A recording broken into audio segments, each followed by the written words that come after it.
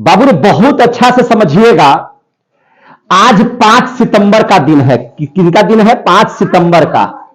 और 5 सितंबर एक ऐसी तिथि है जिसमें आज सभी बच्चे, जो पढ़ने वाले बच्चे हैं उनकी मैं बात कर रहा हूं, सभी पढ़ने वाले बच्चे जो होते हैं आज 5 सितंबर के दिन शिक्षक दिवस का कार्यक्रम करते हैं, शिक्षक दिवस मनाते हैं।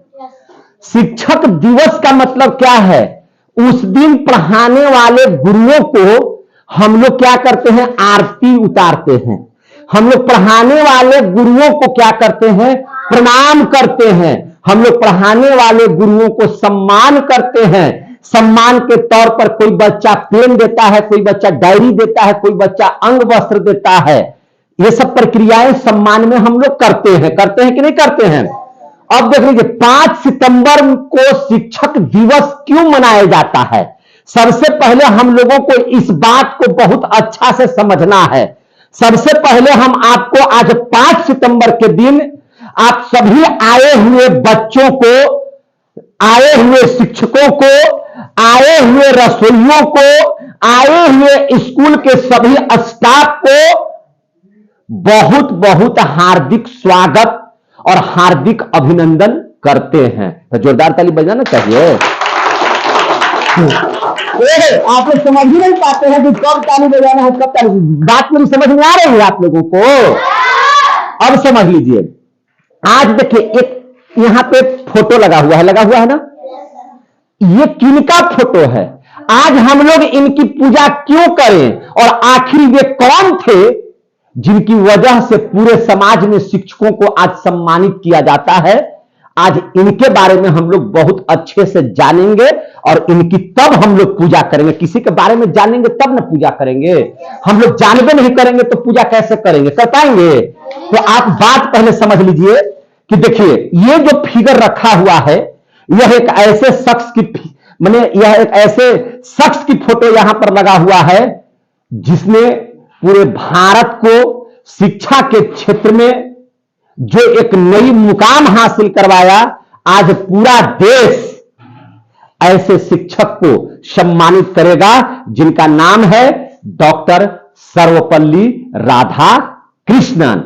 सर्वपल्ली राधाकृष्णन, ये आपको मैं बता दूं कि डॉक्टर सर्वपल्ली राधाकृष्णन स्वतंत्र भारत के सबसे प्रथम उपराष्ट्रपति के पद पर गए। इसके बाद ये भारत के दूसरे राष्ट्रपति पर सुशोभित हुए। लेकिन इससे पहले वह क्या थे? तो वे एक हम जैसे शिक्षक थे। ये क्या थे? टीचर थे। बच्चों को पढ़ाते हैं। शिक्षक का काम क्या है? बच्चों को पढ़ाना। शिक्षक का काम क्या है? बच्चों को पढ़ाना। इनका काम क्या था? बच्चों को पढ़ाना। तो एक पढ़ाने वाले स्कूल के टीचर कैसे भारत के सबसे सर्वोच्च पद राष्ट्रपति बन गए? यह आश्चर्य की बात है कि नहीं है? भारत का सबसे सर्वोच्च पद क्या है? राष्ट्रपति। और वहां जाकर के इन्होंने अपनी भूमिका निभाई है। मैं इनके बारे में बता दूं कि 5 सितंबर 1888 को हमारे डॉक्टर सर्वपल्ली राधाकृष्णन जी का जन्म हुआ था। कब हुआ था जन्म? 5 सितंबर 1888 को। 5 सितंबर 1888 को जन्म हुआ था इनका। एक छोटे से गांव में, जैसे झाड़ी वगैरह कैसे गांव है ना, और इसमें गांव में इनका पैदा हुआ था। ये पैदा हुए थे और उस गांव का नाम था तिरुतन्नी गांव। जैसे आपके गांव का नाम क्या है? झाड़ी। उनके गांव का नाम था तिरुतन्नी। क्या नाम था? तिरुतन्नी। पहले ये गांव आंध्र प्रदेश में आया करता था, लेकिन अभी जो है वर्तमान में अगर हम लोग बात करें तो यह तमिलनाडु जो राज्य है उसके अंतर्गत यह तिरुतन्नी गांव आता है, जिसके बारे में आप लोग जान गए हैं। निश्चित है कि आपके भी फादर हैं, मदर हैं। तो जब आप अच्छा काम कर करके आगे बढ़ जाइएगा ना तो आपके पापा मम्मी का भी नाम हो जाएगा। तो जब इन्होंने अच्छा काम किया तो इनके माता का नाम और पिता का भी नाम जानना जरूरी है। तो माता का इनका जो नाम था, जिन्होंने डॉक्टर सर्वपल्ली राधाकृष्णन को जन्म दिया, उनके माता जी का नाम था सीतम्मा। क्या नाम था? सीतम्मा। क्या नाम था? सीतम्मा। इनके पिताजी का नाम था सर्वपल्ली वीरास्वामी। क्या नाम था? सर्वपल्ली वीरास्वामी जी के पुत्र थे। समझे ना?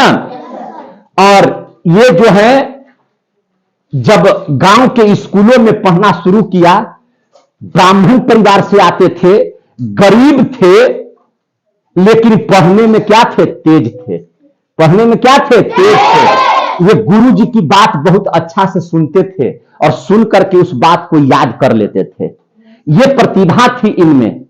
इन्होंने उस समय में, जिस समय लोग पढ़ाई नहीं करते थे, जिस समय पढ़ना लिखना लोग नहीं जानते थे, उस समय में इन्होंने इतनी डिग्रियां हासिल की, इतनी पढ़ाई की, इतने तेज बन गए पढ़ाई में कि 20वीं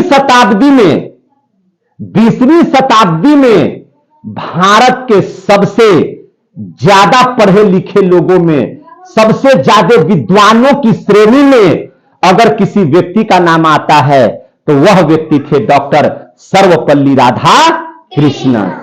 कौन थे? डॉक्टर सर्वपल्ली राधा कृष्णन।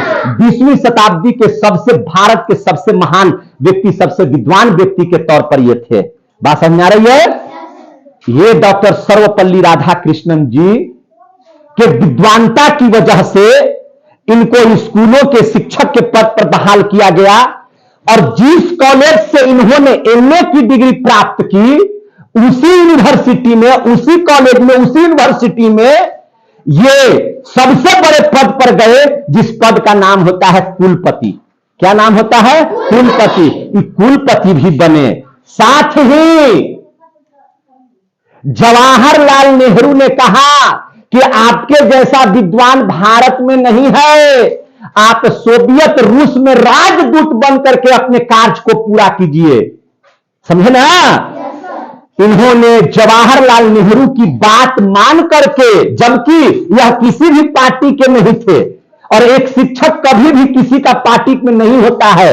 अगर शिक्षक किसी पार्टी में हो, राजनीतिक पार्टी में हो, तो वह शिक्षक हो ही नहीं सकता है। शिक्षक न्यूट्रल होता है, शिक्षक सबों का होता है, शिक्षक जात पात करने वाला नहीं होता है। शिक्षक जो है से गरीब बच्चों को, अमीर बच्चों को, ब्राह्मण के बच्चों को, दलित के बच्चों को, सबके बच्चों को पढ़ाने वाला होता है। उसको किसी से मतलब नहीं है कि वह किस जाति से बिलोंग करता है या मेरे बच्चे किस जाति से आते हैं, है ना?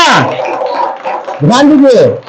और इसी वजह से डॉक्टर सर्वपल्ली राधा कृष्णन, उस समय कांग्रेस पार्टी चलती थी, लेकिन कांग्रेस पार्टी के भी सदस्य नहीं थे, लेकिन इन्होंने जवाहरलाल नेहरू के कहने पर यूएसए में राजदूत बन करके जब गए तो उन्होंने कार्य किया। और आपको आश्चर्य होगा कि दोस्त, ये संविधान सभा का जब मेंबर का चुनाव हो रहा था तो उसके समिति के सदस्य भी बने थे। ठीक है ना?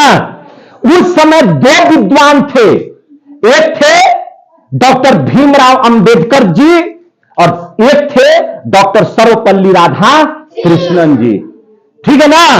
और दोनों की अगर महानता की बात करें तो दोनों ने इस कदर इस भारत का नाम ऊंचा किया कि आज हर जगह इन लोगों की हम लोग क्या करते हैं?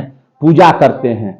और एक समय आया जब भारत को राष्ट्रपति तो हमारे बिहार के डॉक्टर राजेंद्र प्रसाद जी को बना दिया गया, काफी तेज, काफी ब्रिलियंट वो भी थे। जब उपराष्ट्रपति का चुनाव होने लगा, उपराष्ट्रपति बनाने की बात होने लगी, तो सबसे पहले नजर आया किन पर? डॉक्टर सर्वपल्ली राधा कृष्णन जी पर। और डॉक्टर सर्वपल्ली राधा कृष्णन जी को पहली बार भारत के, माने स्वतंत्र भारत के प्रथम उपराष्ट्रपति के पद पर विराजित किया। और वह समय था 13 मई 1952 को। 13 मई 1952 को। और इन्होंने 13 मई 1952 से लेकर के 13 मई 1962 तक भारत के उपराष्ट्रपति के पद तक गए और बने रहे और भारत को सुचारू रूप से आगे बढ़ाने का काम किया। क्योंकि उस समय भारत तुरंत स्वतंत्र हुआ था, आर्थिक स्थिति कमजोर थी, है ना। हम लोग लाचार थे, लेकिन इस लाचारी को भी भारत ने समेटते हुए सबको आगे बढ़ाने में अग्रगणी भूमिका के तौर पर डॉक्टर सर्वपल्ली राधाकृष्णन ने उपराष्ट्रपति बनकर के काम किया। तब फिर क्या हुआ, इसके बाद 1962 में इनको राष्ट्रपति के पद पर सुशोभित किया गया, जो भारत का सबसे सर्वोच्च पद होता है। और दूसरे राष्ट्रपति के तौर पर आज एक शिक्षक, एक मामूली गांव में पैदा लिया हुआ यह शिक्षक, जिसने भारत के सबसे सर्वोच्च पद पर जाकर के भारत को सुशोभित किया और शिक्षक पद को सुशोभित किया, ऐसे डॉक्टर सर्वपल्ली राधाकृष्णन जी का आज जन्मदिन है। मैं इनको बारंबार आज प्रणाम करता हूं। एक शिक्षक, इनका कहना था कि अगर शिक्षक चाहे तो पूरे भारत को विश्व में सबसे आगे ले जा सकता है, और निश्चित तौर पर भारत अगर विश्व गुरु बना है तो डॉक्टर सर्वपल्ली राधाकृष्णन और शंकर दयाल शर्मा जैसे भारत में शिक्षकों के रहने के बाद बना है। ऐसे शिक्षक को हम लोग बारंबार प्रणाम करते हैं। और इनकी जो पत्नी थी, पत्नी ने भी इनका बहुत सहयोग किया था। इनकी पत्नी का नाम शिवकामू था। क्या नाम था? शिवकामू।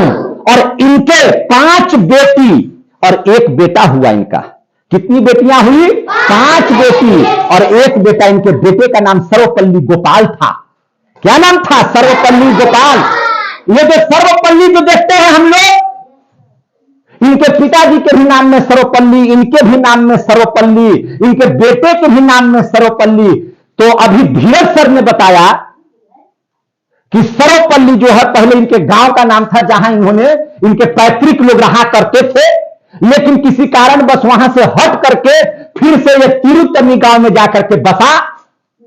इसकी वजह से इनके, चूंकि पहले का गांव सर्वपल्ली था, इसलिए अपने पूरे गांव का नाम ये साथ धो करके चलते हैं, है ना। और इनके फादर्स का नाम, जिस तरह से सर्वपल्ली वीरा स्वामी इनका नाम है ना, डॉक्टर सर्वपल्ली राधाकृष्णन इनके बेटे का नाम सर्वपल्ली गोपाल आ गया। और सबसे एक बात और बताते हैं, क्रिकेट खेलते हैं ना आप लोग? क्रिकेट देखते हैं ना आप लोग? तो एक क्रिकेट में खिलाड़ी हुआ करता था वीवीएस लक्ष्मण। वीवीएस लक्ष्मण एक क्रिकेट का खिलाड़ी हुआ करता था। भारत के लिए वह खेलता था, काफी अच्छा बैट्समैन था।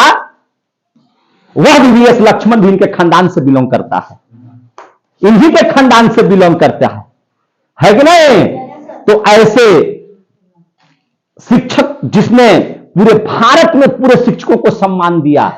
इनका कहना था कि एक शिक्षक ही है जो पूरे भारत के दिशा, शिक्षा में दिशा और दशा को बदल सकता है।